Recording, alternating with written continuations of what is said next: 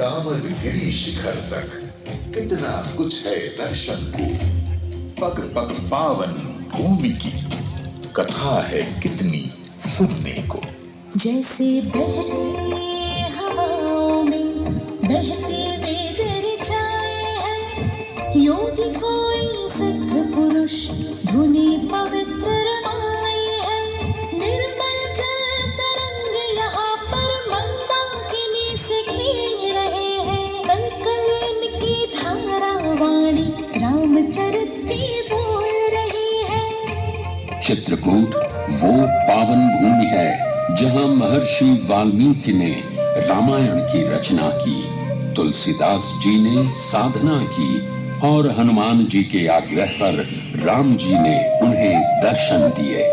अयोध्या से वन को चले थे जब प्रभु श्री राम, तो चित्रकूट ही है वो प्रथम धाम जहां उन्होंने पर्णकुटी बनाकर निवास किया।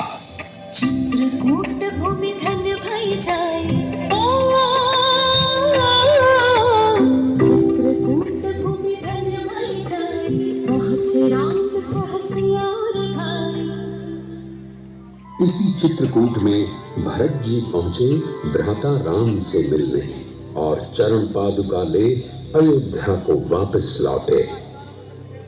राम घाट, हनुमान धारा, सीता रसोई, गुप्त गोदावरी, जानकी कुंड, स्फटिक शिला, राम दर्शन, अनुसुईया मंदिर, रामसैया, भरतकूप, सब पावन पूज्य स्थान विराजे तीर्थ शिरोमणि चित्रकूट में। प्रसिद्धियां तो और भी हैं, पर अधर पर मथुरा नाम आते ही मानस पटल पर जो दिव्य छवि उभर आती है वो है मुरलीधर बंसी वाला कृष्ण कन्हई की।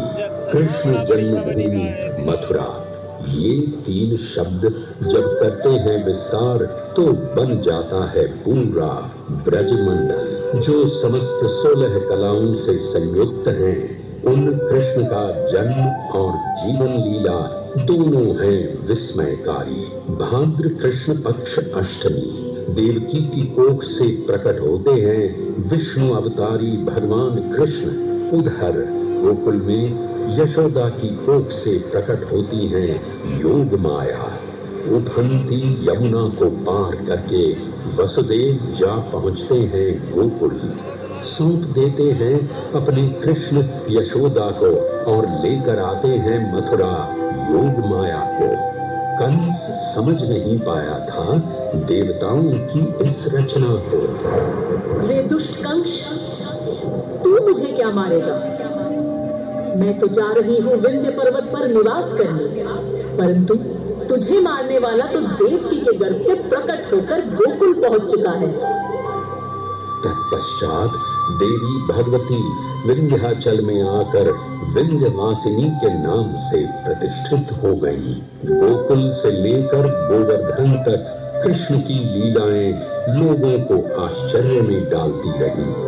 इधर गोकुल में कृष्ण, उधर बरसाने में राधा, दोनों ने प्रेम और अनुराग के उत्कृष्ट मानदंड स्थापित किए।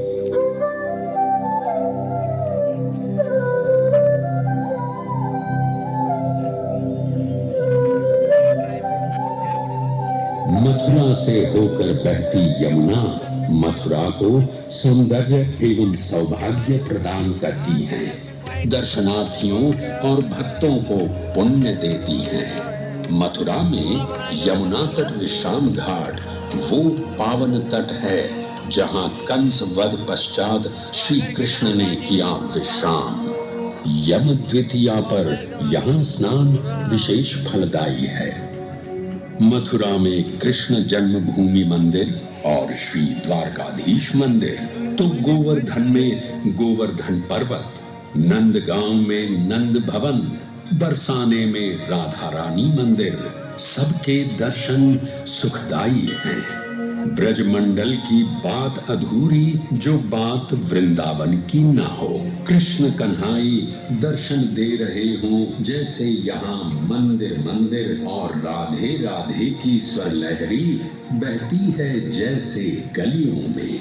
यहाँ बांके बिहारी के दर्शन फलदायी हैं तो निधिवन की कथा अलौकिक रोमांच से भरने वाली। कहते हैं नित्य निशा आज भी यहाँ राधा रानी से मिलते हैं गोवर्धनधारी कृष्ण मुरारी। राधा कृष्ण की फूलों वाली रासलीला हो, बरसाने की लठमार होली हो, या हो समूचे मथुरा वृंदावन की रंगों वाली होली, सबने भारत के सांस्कृतिक सौंदर्य का मान बढ़ाया है, पर्यटकों को खूब लुभाया है।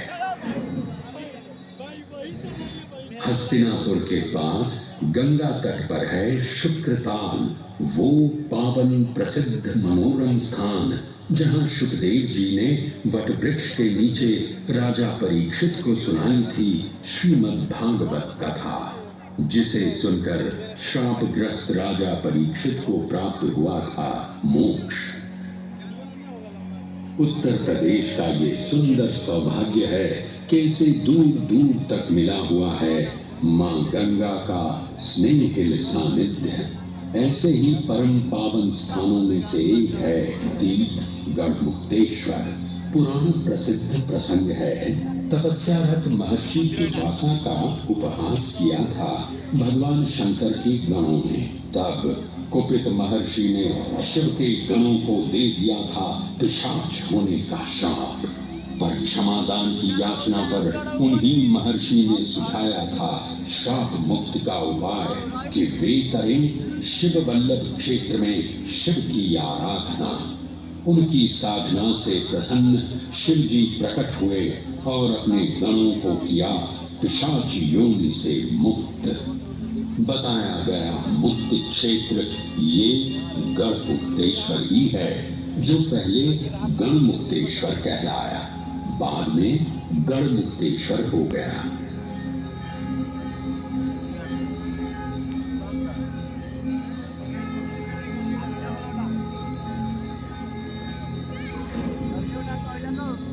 उत्तर प्रदेश आध्यात्मिक चेतना की वो भूमि है जिसे भगवान बुद्ध ने न सिर्फ अपनी प्रथम उपदेश स्थली के रूप में चुना, बल्कि अपने महापरिनिर्वाण के लिए भी। कुशीनगर वो स्थान है जहां बुद्ध अपने जीवन के अंतिम चरण में पहुंचे। साल वृक्ष के नीचे उन्होंने देह त्याग कर महापरिनिर्वाण को प्राप्त कर लिया। सम्राट अशोक ने यहाँ एक स्तूप का निर्माण कराया जहां भगवान की निर्वाण मुद्रा के दर्शन होते हैं।